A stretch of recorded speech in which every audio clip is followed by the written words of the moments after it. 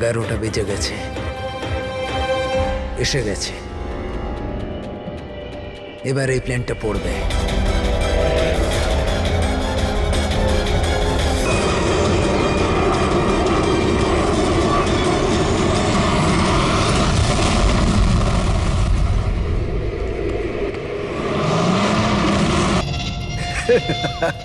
মজা দেখলাম।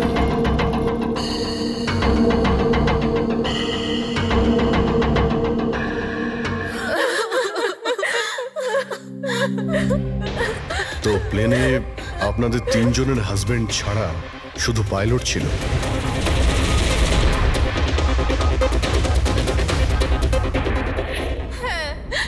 আর এখনো অবধি কোনো খবর পাননি আপনারা? দেখুন, অথরিটিকে পুরো জিজ্ঞাসাবাদ করেছি, আর ওরা বলেছে যে প্লেনে কোনো টেকনিক্যাল প্রবলেম ছিল না। তাহলে আপনাদের এরকম কেন মনে হচ্ছে যে ওটা অ্যাক্সিডেন্ট ছিল না, ওটা প্লেন ক্র্যাশ ছিল না, বরং কেউ জেনে শুনে ওদেরকে খুন করেছে? ওনাকে অনেক দিন ধরে কেউ ফোন করে হুমকি দিচ্ছিল। দেখুন, আপনাদের হাজবেন্ড তো নামি দামি বিল্ডার্স, তাই হুমকি দেওয়া ফোন তো আপনাদের আসতেই পারে, তাই না? কিন্তু এক্স্যাক্টলি কি হয়েছিল বলুন তো আপনারা। হ্যাঁ, ওরা তিনজন সুরাট যাচ্ছিল কোনো জমি কিনতে, কিন্তু কিছু বিল্ডার্স ছিল যারা চাইতো না এই ডিলটা হোক। হ্যাঁ স্যার, কোটি টাকার ডিল ছিল। নিশ্চয়ই এই কাজ ওদের মধ্যেই কারোর হবে। আচ্ছা, হুমকি দিয়ে কেউ ফোন করলো আর আপনারা পুলিশের কাছে কেন রিপোর্ট করেননি? স্যার, আমরা পুলিশের কাছে যেতে চেয়েছিলাম, তো আমাদের হাজবেন্ডরা আমাদের বাধা দিল। হ্যালো, কে বলছেন? খবরদার যদি ওই সুরাটের জমিটার ব্যাপারে ভেবেওছো তুমি, বুঝেছো? হুমকি দিচ্ছেন? হুমকি দিচ্ছেন আমাকে? হুমকি ভাবো তুমি। কাল সকাল 11টার সময় তোমার জীবনের শেষ নিঃশ্বাস নেবে তুমি। আপনার যা করার করে নিন, এই ডিল তো আমি করেই ছাড়বো। প্লেন ক্র্যাশও ঠিক 11টার সময় হয়েছিল স্যার। 11টা বেজে গেছে, এবার এই প্লেনটা পড়বে।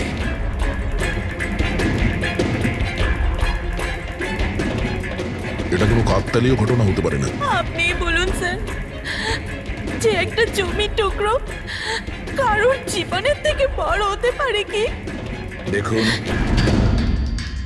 আমি আপনাদের প্রমিস করছি, যারা এই কাজটা করেছে তাদেরকে আমরা শাস্তি দিয়েই ছাড়ব।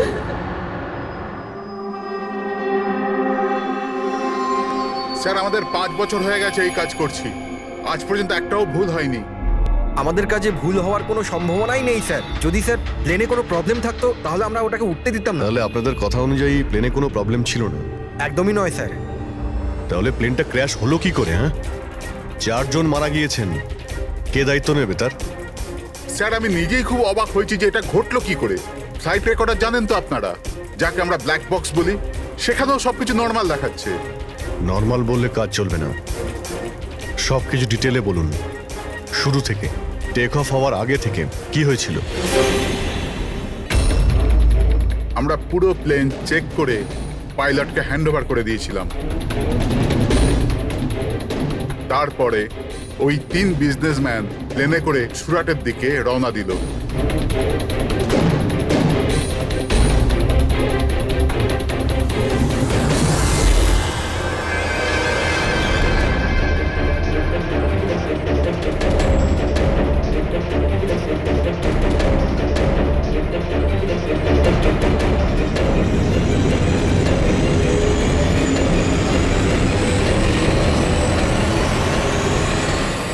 স্যার, আমরা টেক অফের পারমিশন রেডিওর ফ্রিকোয়েন্সি থেকে পাই, মেন টাওয়ার থেকে। কাল আমাদের পুরো ইনফরমেশন পাওয়ার পরই আমরা টেক অফের প্রক্রিয়া শুরু করেছি। হ্যাঁ ফ্রেডি, কি? আচ্ছা, ওকে ওকে ওকে, হ্যাঁ ঠিক আছে, আমরা দেখছি। কি হয়েছে স্যার?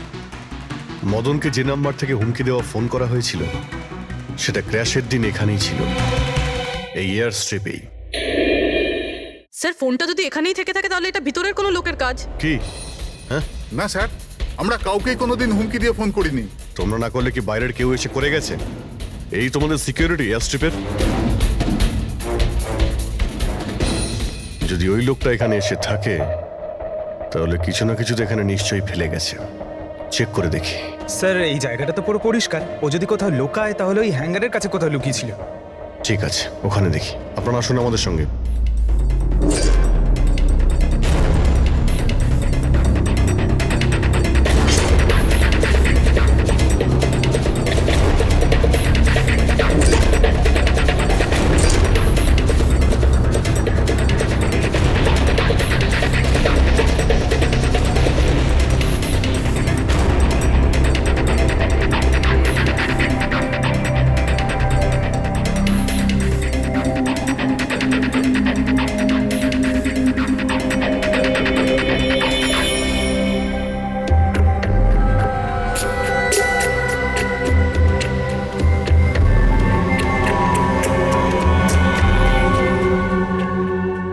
স্যার স্যার একটা ভাঙা ফোন পেয়েছি।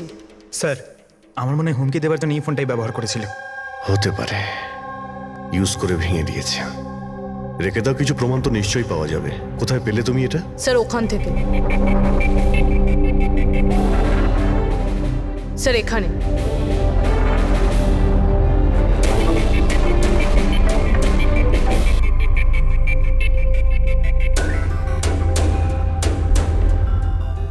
স্যার এই দেখুন, এখানে কানের মতো কিছু একটা দেখা যাচ্ছে। হ্যাঁ, তুমি তো ঠিকই বলেছ। ফোনটাও এখানে পাওয়া গেল, আর এই চিহ্ন।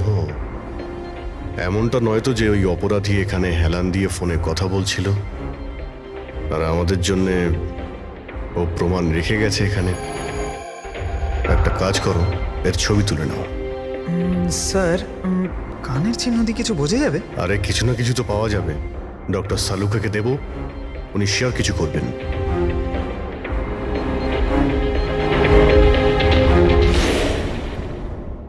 স্যার দুটো লাশ পাওয়া গেছে, অঙ্কুর আর মদনের। অঙ্গদ আর মদন। আচ্ছা, সুমিত আর ওই প্লেনের পাইলট? খুন চলছে স্যার, এখনো কোনো খবর পাওয়া যায়নি। আপনারা প্লিজ কাঁদবেন না, একটু শান্ত হন। দেখুন, আমি আপনাদের কথা দিচ্ছি, আপনাদের স্বামীকে যারা খুন করেছে তারা আমাদের হাত থেকে বাঁচতে পারবে না। স্যার, হ্যাঁ, স্যার এই ফোনটা পেয়ে গেছি, যে ফোন থেকে হুমকি দেওয়া ফোনটা করা হয়েছিল। কিন্তু কিন্তু স্যার আমরা ওখানে পৌঁছানোর আগেই খুনি এই ফোনটা ভেঙে দিয়েছে, যাতে আমরা ওর অবধি পৌঁছতে না পারি। স্যার আমরা জানি এটা কে করেছে। চেনেন আপনারা কে কে খুন করেছে? রণদীপ আর শশী। রণদীপ আর শশী কারা? হ্যাঁ, স্যার এই দুজন বিল্ডার্স, এরা চাইতো না যে আমাদের তিনজনের স্বামী এই ডিলটা করুক। জানতাম, আমরা জানতাম যে এই ঘটনার পুরো দোষ আমাদের ঘাড়েই চাপানো হবে। আপনাদের পরিচয়? স্যার এরাই দুজন হলো সেই খুনি, রণদীপ আর শশী।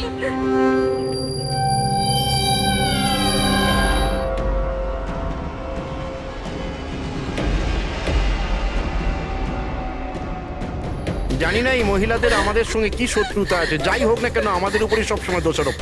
আর আগেও একবার এরা আমাদের মিথ্যে অভিযোগে গ্রেফতার করিয়েছিল। আচ্ছা, কোন অপরাধে গ্রেফতার করিয়েছিল আপনাদের? আমাদেরও একটু বলুন।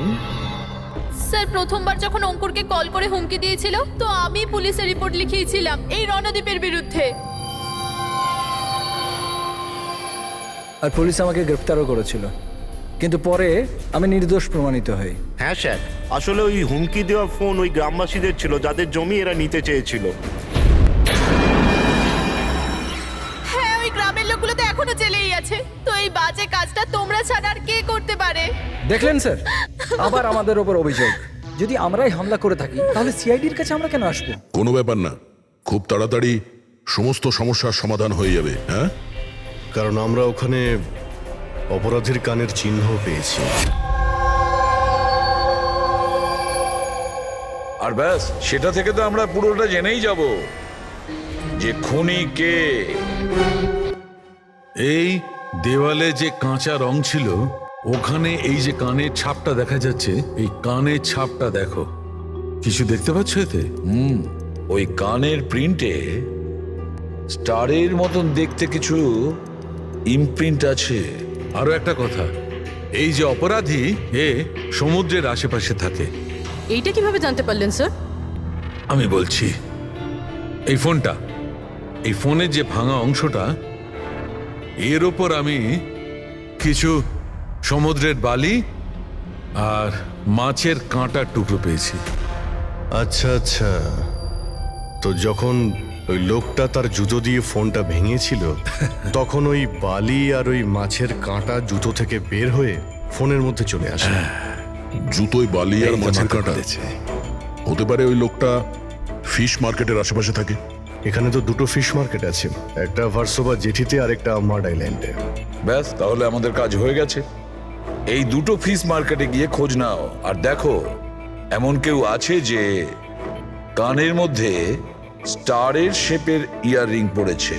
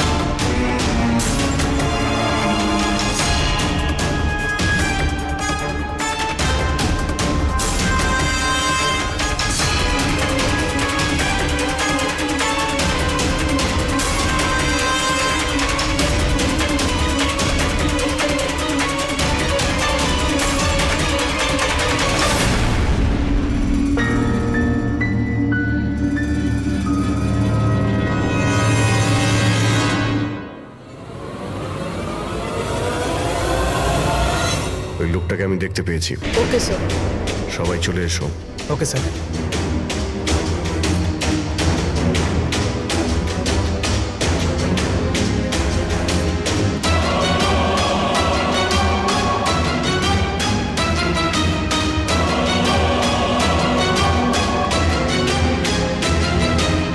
কারোর সঙ্গে মিটিং হওয়ার কথা।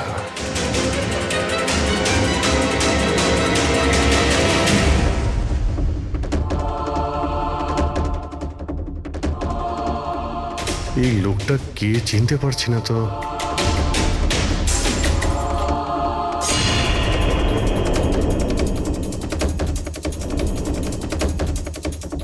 স্যার, এটা তো সচিন। এয়ারপোর্ট অথরিটিজ মরে যাওয়া পাইলটদের লিস্টে এর ছবি দেখিয়েছিল। এই পাইলটটা সচিন,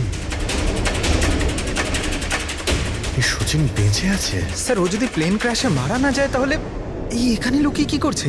তাই তো, সামনে আসছে না কেন? চলো গিয়ে জিজ্ঞাসা করি।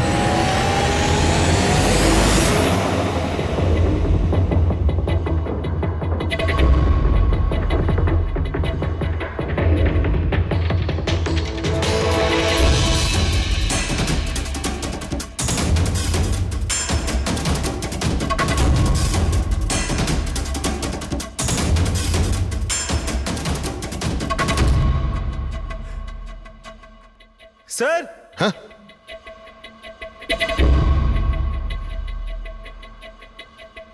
স্যার, এ তো মারা গেছে। মারা গেছে? ওই দেখুন স্যার, সচিন পালাচ্ছে।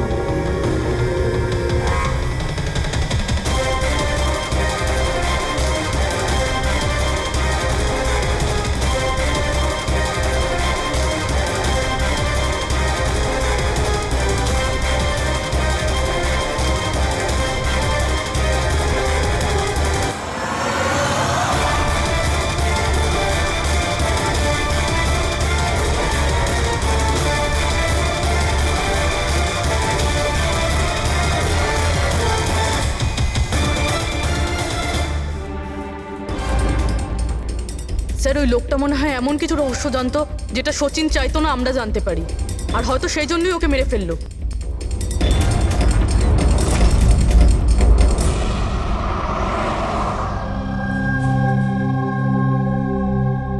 স্যার,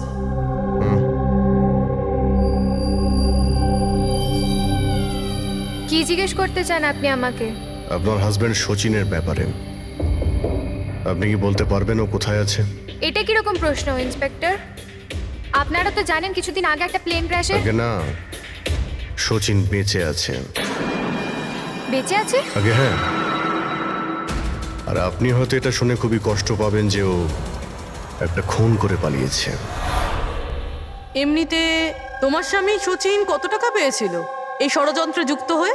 টাকা? টাকা পাইনি। টাকা যদি পেয়ে থাকতো তাহলে আমি কফি শপে কাজ করতাম না। আর এমনিতেও আমাদের রিলেশন ঠিক চলছিল না। আপনাদের মধ্যে বনিবনা হচ্ছিল না? কি বলতে চাইছেন, মানে জিজ্ঞেস করতে পারি কি প্রবলেম ছিল? দীপ্তি নামের একটা মেয়ে আছে, এয়ার হোস্টেস। অনেকবার বলতো যে তোর সাথে ডিভোর্স নিয়ে ওর সাথে থাকতে চাই। যদি প্লেন থেকে প্যারাশুট নিয়ে লাফ দেয় তাহলে? না স্যার, যদি প্যারাশুট নিয়ে লাভ দিত তাহলে কেউ না কেউ তো নিশ্চয়ই দেখতে পেত। আমরা কিছু মিস করে যাচ্ছি না তো? কি একটু আগে তুমি কি বললে, কি মিস করেছো? না না স্যার, কিছু না। তোমাদের অ্যাপিয়ারেন্স বলছে যে তোমরা কিছু লুকোচ্ছ, তাই তো? কি ব্যাপার বলো, বলো তাড়াতাড়ি। সরি স্যার, আমরা ওই ছোট একটা ভুল করে ফেলেছিলাম। কিরকম ভুল? স্যার, যখন প্লেন টেক অফ করেছিল আমরা ওখানে ছিলামই না। আপনারা এত বড় ভুল কি করে করতে পারেন? হ্যাঁ স্যার, ওই প্লেন যখন রানওয়েতে দৌড়চ্ছিল স্যার, কিছু বিস্ফোরণ হলো স্যার। কিরকম বিস্ফোরণ? স্যার, কেউ একজন চকলেট বোম ফাটিয়েছিল, তো আমরা ওইটাই দেখতে গিয়েছিলাম যে কোথাও কিছু হয়নি তো। আরে এটা তো চকলেট বোম। আর স্যার, যখন আমরা ফিরে এলাম তখন দেখলাম যে প্লেন উড়ে গেছিল স্যার। এটা ওই দাড়িওয়ালারই কাজ হবে স্যার। ওদের কনসেন্ট্রেশন নষ্ট করার জন্য। হ্যাঁ, কিন্তু অভিজিৎ, কেন? কিসের মোটিভ থাকতে পারে ওদের কনসেন্ট্রেশন ব্রেক করার জন্য? কিছু না কিছু তো গোলমাল আছে অভিজিৎ। আচ্ছা, যখন বোমটা ব্লাস্ট হয় তখন প্লেনটা বায়ুস্তরের কোন জায়গা ছিল? ওখানে গিয়ে দেখাও। আসুন স্যার। চলো দেখাও। আসুন।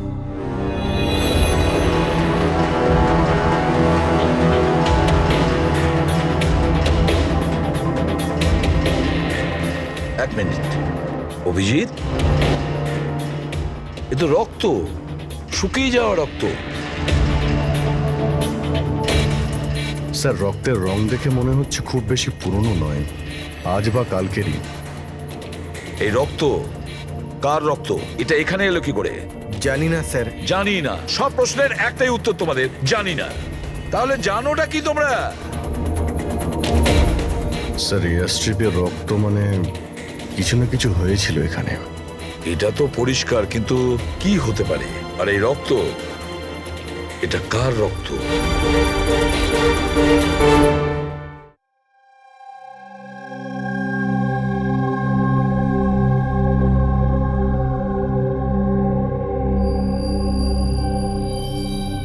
বস, জানতে পেরে গেছি ওই এয়ার স্ট্রিপে যে রক্ত ছিল ওটা কার? কার ছিল?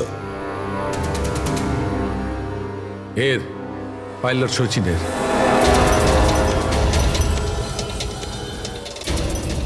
পাইলট সচিনের রক্ত? কিন্তু ওরা আঘাত লাগলো কি করে, কখন? স্যার, যখন আমরা ওকে জেটিতে দেখেছিলাম তখনও একটা স্লিং ব্যান্ডেজ পড়েছিল, আর ওর হাতে ব্যান্ডেজও বাঁধা ছিল। কিন্তু ইঞ্জিনিয়ার আমাদের এটা বললো যখন সচিন টেক অফের জন্য যাচ্ছিল একদমই ঠিকঠাক ছিল, ওর হাতে কোনো রকম ব্যান্ডেজই ছিল না। এটার একটাই মানে দাঁড়ায় অভিজিৎ, সচিনের আঘাত এয়ার স্ট্রিপের সময়ই হয়েছে। প্লেনটা টেক অফ হওয়ার আগেই সচিন এয়ার স্ট্রিপে পড়ে যায়, আর ওর তখনই আঘাতটা লাগে। ঠিক এইরকমই হয়ে থাকবে বস, কারণ এই জন্যে সচিন প্লেন ক্র্যাশে মারা যায়নি, কারণ সচিন প্লেনে ছিলই না। কিন্তু ডক্টর সালুকে কেউ তাহলে সচিনকে প্লেন থেকে লাফাতে দেখেনি কেন? আরে ওই দাড়িওয়ালা ওখানে বাজি ফাটিয়েছিল না ওদের সরানোর জন্যে। এগুলো সব সচিন আর ওই লোকটার প্ল্যান ছিল।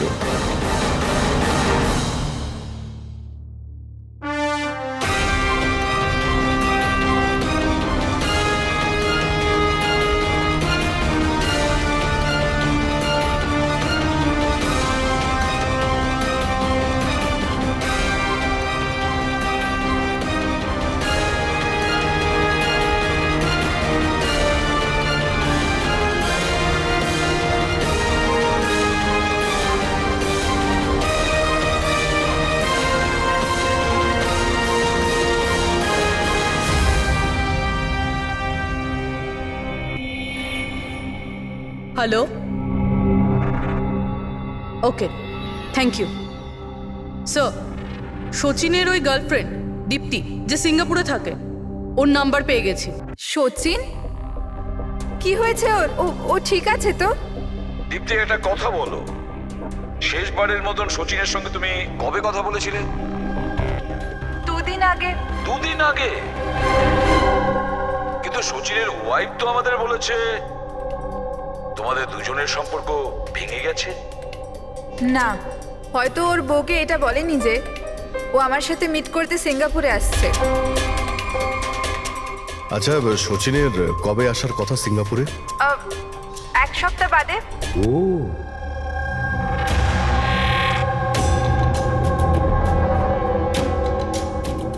আচ্ছা, আর কি কি কথা হয়েছে তোমার সঙ্গে 2 দিন আগে? ও বলছিল যে ও অনেক টাকা পেতে চলেছে আর তারপরে আমরা দুজনে নতুন জীবন শুরু করতে পারি। কিন্তু আপনার এইসব প্রশ্ন, সচিন ঠিক আছে তো? ভয় পেও না, সচিনের কিছু হবে না। আর যদি দরকার পড়ে আমরা আবার তোমায় ফোন করব। Thank you. আচ্ছা, দীপ্তি আবার যুক্ত নয় তো এই প্ল্যানের সঙ্গে, এই সমস্ত ষড়যন্ত্রের সঙ্গে? পুরবি, একটা কাজ করো, সিঙ্গাপুর পুলিশকে পুরো ডিটেলস জানিয়ে দাও আর বলো যে ওরা এই দীপ্তির ওপর যেন নজর রাখে। Yes sir. স্যার, হ্যাঁ, সচিনের ওয়াইফের সঙ্গে কথা হলো স্যার। ও তো বললো যে সচিনের পাসপোর্ট বাড়িতেই আছে। কি? সচিনের পাসপোর্ট বাড়িতে? আর সচিন সিঙ্গাপুর যাওয়ার জন্য প্ল্যান করছে? এটা আবার হয়নি তো যে সচিন নকল পাসপোর্ট বানিয়েছে? নকল পাসপোর্ট? আচ্ছা, আমাদের ওই ঘেটু আছে না, ও কিন্তু নকল পাসপোর্টের ব্যাপারে অনেক কিছু জানে। হেড্রিক, একটা কাজ করো, পঙ্কজকে বলো যে সচিনের ফটো নিয়ে যেন ঘেটুর সঙ্গে দেখা করে। হ্যাঁ। Yes sir. আরও একটা কথা স্যার, স্যার সচিন যদি প্লেন টেক অফ হওয়ার আগে প্লেন থেকে ঝাঁপ দিয়ে থাকে, তাহলে প্লেনটা ওড়াচ্ছিল কে? আর যখন ও প্লেন থেকে ঝাঁপ দিল তখন এই মদন, অঙ্কুর আর সুমিত এরা চিৎকার চেঁচামেচি করলো না কেন? চুপচাপ বসেছিল কেন? বস, প্লেন থেকে পড়ে গেলে এরকম সুযোগ পাবে কি করে? এরা 3 জনেই তো অজ্ঞান ছিল। কিন্তু স্যার, এরা জ্ঞানটা হারালো কিভাবে? পূর্বী এদের 3 জনের পেটের মধ্যে ব্ল্যাক কফি ছিল, আর ওই ব্ল্যাক কফিতেই নেশাদ্রব্য মেশানো ছিল। কি? ব্ল্যাক কফির সঙ্গে নেশার ওষুধ? I am boarding. আপনার কফি, থ্যাংক ইউ। তাহলে নিশ্চয়ই এটা সচিনের প্ল্যানের পার্ট ছিল। স্যার, একটা প্রশ্নের উত্তর এখনো পাইনি। বিনা পাইলট নিয়ে প্লেনটা উড়লো কিভাবে? এর উত্তর হলো UAS. UAS, আনইন্টারাপ্টেবল auto pilot system. এই প্রোগ্রাম দিয়ে মাটিতে থেকে আকাশে ওড়া প্লেনকে কন্ট্রোল করা যায় স্যার, যে কোনো জায়গা থেকে। হ্যাঁ স্যার, আমরা এই ফরেন্সিক ল্যাবে দাঁড়িয়েও যে প্লেনটা আকাশে উঠছে তাকে কন্ট্রোল করতে পারি। এই প্রোগ্রামটা এই জন্যই বানানো হয় যে আকাশে ওড়ার সময় প্লেনে যদি কোনো ইমার্জেন্সি হয় বা কোনোভাবে প্লেন হাইজ্যাকও হয়ে যায়, তাহলে তার কন্ট্রোল যেন নিচে থাকা লোকেদের হাতে থাকে। তার মানে প্লেনের ককপিটের কন্ট্রোল তার হাতে থাকবে যার হাতে রিমোট আছে। হ্যাঁ স্যার, আর যার কাছে রিমোট কন্ট্রোলটা ছিল সেই প্লেনটা ক্র্যাশ করিয়েছে সমুদ্রে। রিমোট কন্ট্রোলের লোক খুনি। এক কফিতে নেশার ওষুধ। যদি একবার আমরা জানতে পারি না যে ওই ব্ল্যাক কফিতে নেশার ওষুধ কে মিশিয়েছিল আর কে খাইয়েছিল, তাহলে বুঝে নাও রিমোট কন্ট্রোলের খুনির কাছেও আমরা পৌঁছে যাব। Remote control. Black coffee? Sir, Madan তো ব্ল্যাক কফি খেতেন না, ওনার হাই ব্লাড প্রেশার ছিল। আর স্যার আমিও তো সুমিতকে কোনো ব্ল্যাক কফি দিইনি, কারণ ও যখন বাড়ি থেকে বেরিয়েছিল তখন আমিও বাড়ি ছিলাম না। দেখুন, আমরা ওই তিনজনের পেট থেকেই ব্ল্যাক কফি পেয়েছি, যে সেই নেশার ওষুধ মিশিয়েছিল।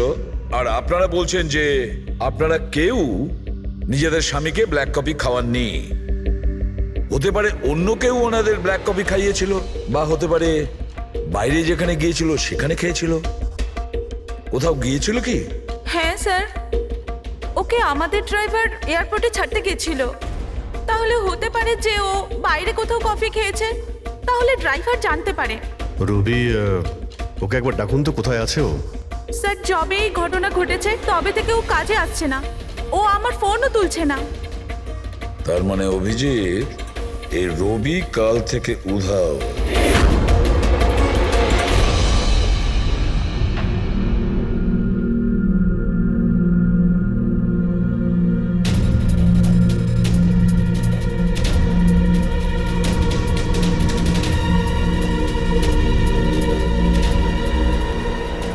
সরজান প্লিজ একটু দেখি তো কি হয়েছে এখানে। দেখুন স্যার, এখানে খুব গন্ধ আসছে, আর এক্ষুনি পুলিশকে ফোন করেছিলাম কিন্তু এখনো কেউ আসেনি। আমরা সিআইডি থেকে।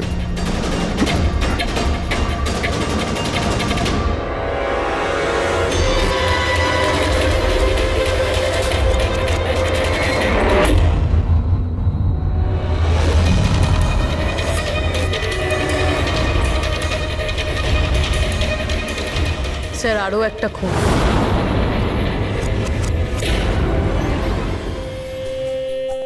চলে আয়, জাস্ট ফলো মি।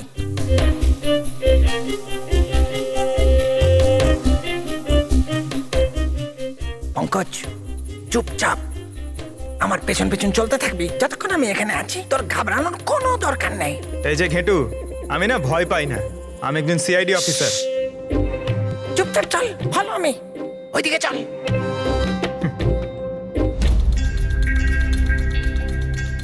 চলে আয় পঙ্কজ।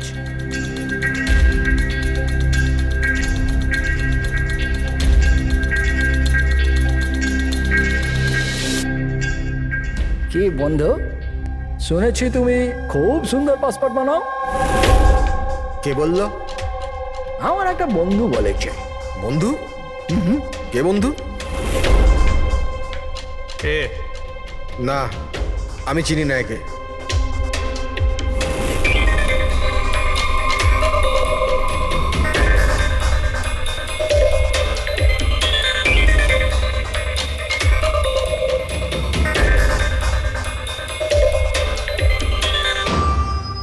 এ তোমার বন্ধু?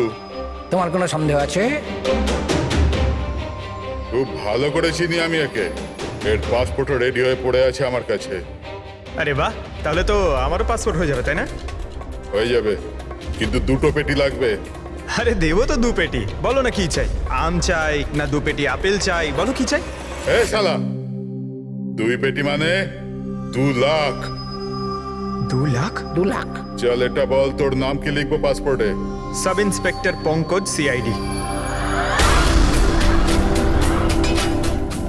সিআইডি? হ্যাঁ, সিআইডি। আরে আরে আরে, আমি কি করেছি তোমার? শুধু তোরই নয়, যত নকল পাসপোর্ট বানায় সব ধান্দা বন্ধ হয়ে গেছে। যে যে প্রশ্নগুলো আমি করব সব কটা সত্যি সত্যি উত্তর দিবি, না হলে 2 লাখ বার উঠবস করাবো, বুঝেছিস? জিজ্ঞেস করো কি করবার আছে। এ ওর নকল পাসপোর্ট নিতে কখন আসবে? জানি না। জানিস না? আজ সন্ধ্যেবেলা। দেখলে পঙ্কজ, খেঁচুর কামার। স্যার রবির ঘর থেকে যে বোতলটা পাওয়া গেছে, ওখানে ওই নেশার ওষুধটা আছে যেটা সালুমকে স্যার ব্ল্যাক কফিতে পেয়েছিল। ওই রবি ছাড়া আর কারোর আঙুলের ছাপ পেয়েছিলে ওই বটলে? হ্যাঁ স্যার, রণদ্বীপের।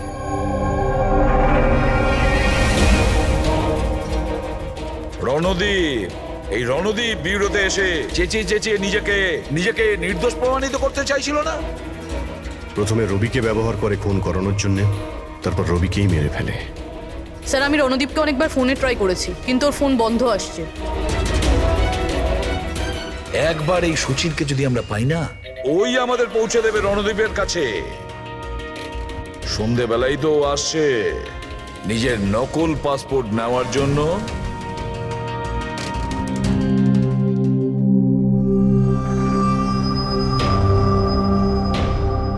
আমার পাসপোর্ট রেডি আছে? হ্যাঁ, তুমি এক কাজ করো, তোমার পাসপোর্ট ওর থেকে নিয়ে নাও, ওর কাছে আছে। আরে ভাই তাড়াতাড়ি করো, আমার কাছে বেশি সময় নেই। সত্যি বলেছিস তুই, তোর কাছে তো একদম সময় নেই। বাস এইটা, এই ফটোটা চিপকে দি। এটা কি ধরনের মজা? মজা নয়, এটা সিআইডির উপহার। সিআইডি? বল, ওই প্লেন ক্র্যাশটা কি করে করেছিলি তুই?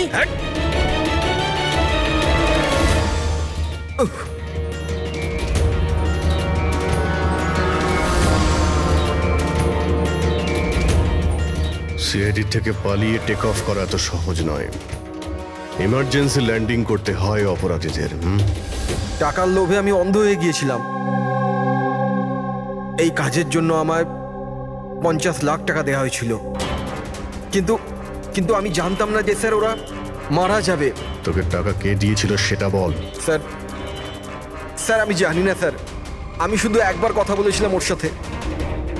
পঙ্কজ, ইন্টারনেটে ভালো করে দেখুন এই রণদীপের কোনো ইন্টারভিউ পাওয়া যায় কিনা। স্যার পেয়ে গেছি। আমি আমার সাফল্যের সব কৃতিত্ব আমার কঠোর পরিশ্রম আর না হারা মনোভাবকে দেব। এই পৃথিবীতে কোনো কিছুই অসম্ভব না। আমি কোথায় ছিলাম আর কোথায় এসে পৌঁছেছিলাম। স্যার স্যার এটা ওনারই আওয়াজ স্যার, আই এম শিওর এটা ওনারই। গলার স্বর রণদীপের আর ওই শিশিতে আঙুলের ছাপও রণদীপের। রণদীপ?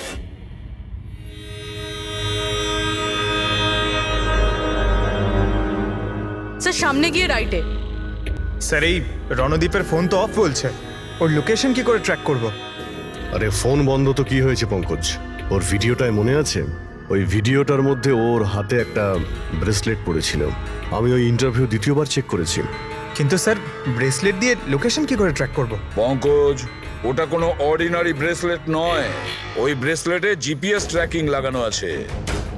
আর এরকম ব্রেসলেট বেশিরভাগ টাইপ 1 ডায়াবেটিসের লোকেরাই পরে। ব্রেসলেটে জিপিএস থাকে স্যার? হ্যাঁ, তার কারণ হলো যে ওর শরীর যদি কোনো সময় খারাপ হয়ে যায় বা ওর মাথা ঘুরে যায়, তাহলে ওর পরিবারের লোকেরা জিপিএস এর সাহায্যকে সহজেই ট্র্যাক করতে পারবে। কিন্তু স্যার এই জিপিএস বলছে রণদীপ।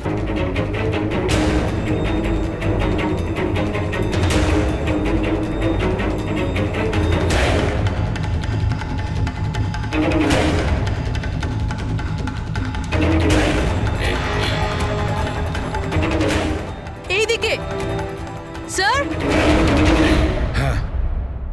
স্যার এখানেই কোথাও হবে। ওর হার্ট রেট ক্রমশ কমে আসছে। হার্ট রেট ক্রমশ কমে যাচ্ছে? এদিকেই ও কোথাও আছে। দাঁড়া দাঁড়া, এই মাটিটা অন্যরকম মনে হচ্ছে কেন? এই মাটির নিচে আবার নেই তো? হতে পারে।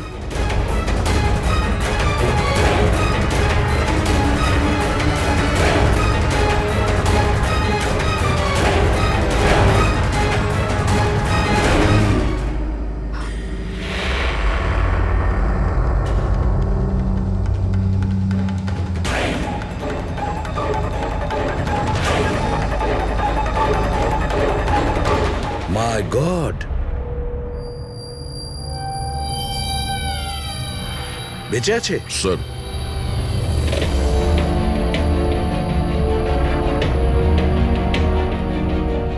স্যার আমরা তো ভেবেছিলাম যে এই লোকটাই খুনি, কিন্তু এখন দেখছি ওই তো মারা যাচ্ছিল।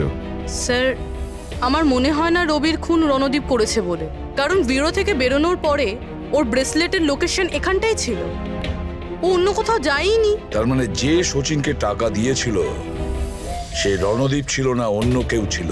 কিন্তু স্যার ভয়েস তো ওরই ছিল, গলার আওয়াজ তো ওরই ছিল। পুরবি আওয়াজ চেঞ্জ করে কথা বলা কোনো ব্যাপার না। আর আজকাল স্যার এমন এমন মোবাইলের অ্যাপ এসছে যার সাহায্যে যে কেউ যে কোনো আওয়াজে কথা বলতে পারে। কিন্তু কে কে সে যে রণদীপকে ফাঁসানোর চেষ্টা করেছিল? সে কে ছিল যে কিনা নিজের ভয়েস চেঞ্জ করার অ্যাপ ইউজ করেছিল?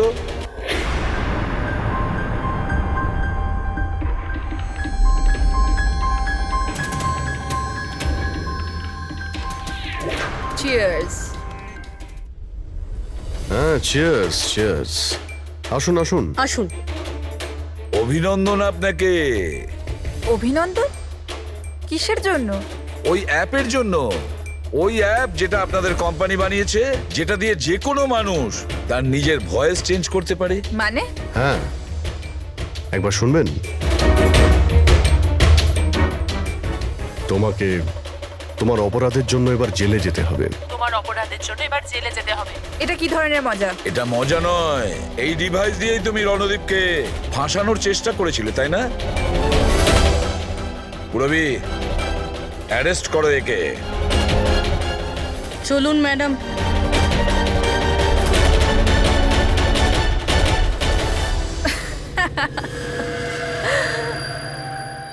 এত কিসের তারা আছে সিআইডি? একটু ওদিকে তো তাকান। এই, ছেড়ে দাও ওকে। বোকামি করো না। এই, ছেড়ে দাও এদের।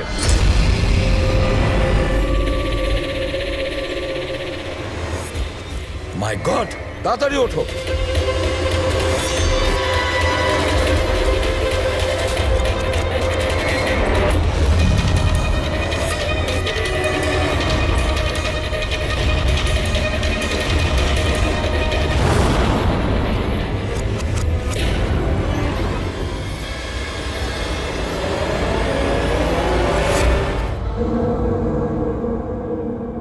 Good bye CID.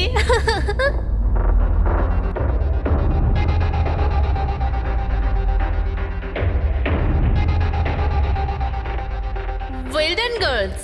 আজ পর্যন্ত বড় বড় অপরাধী যেটা করতে পারেনি সেটা আমরা করে দেখিয়েছি। সিআইডি তো পাগল হয়ে গেছে মনে হয়।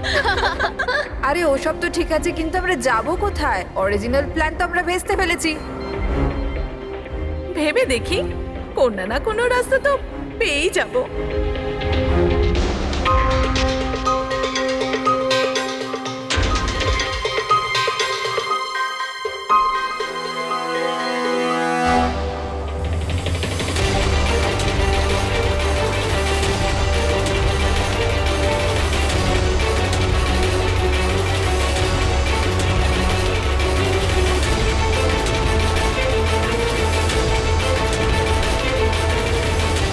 আরে কি করছিস? কিরকম ভাবে প্লেন ওড়াচ্ছিস তুই?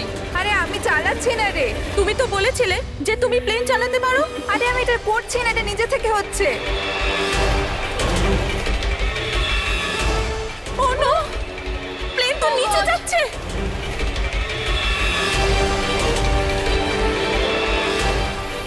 মনে হচ্ছে আমাদের ইউএস টেকনোলজি কেউ জানতে পেরে গেছে নাকি? কিন্তু কি করে?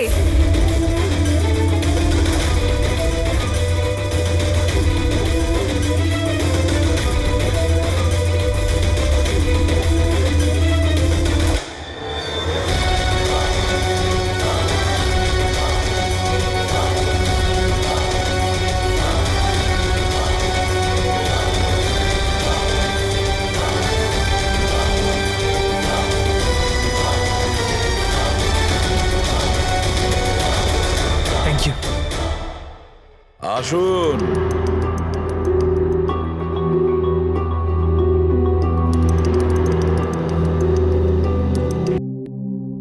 যে দেশে মহিলারা স্বামীর দীর্ঘ জীবনের জন্য ব্রত রাখেন, সেখানে আপনারা তিনজন মিলে আপনাদের স্বামীদের খুন করে দিলেন।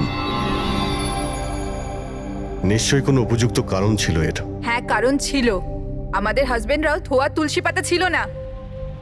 হ্যাঁ, লোকেদের কাছে তো এমন দেখাতো যে ওরা আমাদের খুব ভালোবাসে, কিন্তু বাড়িতে কিছু অন্য গল্প হতো। না আমরা কোনো ভালোবাসা পেলাম, আর না কোনো সম্মান। অঙ্কুর তো কতবার রিয়ার উপর হাতও তুলেছিল। হসপিটালেও ভর্তি হতে হয়েছিল ওকে। এই সব থেকে বিরক্ত হয়ে আমরা আমাদের স্বামীদের কল করে হুমকি দিচ্ছিলাম। আর ভাবলাম সুযোগ ভালো আছে, তাই আমরা ওদের মেরে ফেললাম।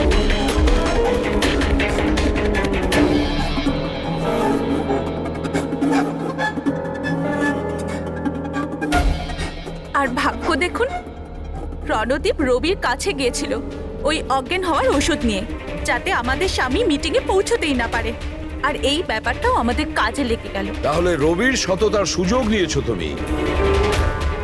তারপরে তোমরা রণদীপকে মাটিতে পুঁতে দিয়েছিলেন যাতে আমাদের মনে হয় ও অপরাধ করে পালিয়ে গেছে। খাঁচায় বন্দি পাখির মতো জীবন কাটানোর কোনো ইচ্ছে ছিল না। আমরা স্বাধীনভাবে শ্বাস নিতে চেয়েছিলাম। স্বাধীনভাবে শ্বাস নেওয়ার আরো কিছু পথ খোলা আছে ম্যাডাম। স্বামীকে খুন করা সব থেকে ভুল সিদ্ধান্ত।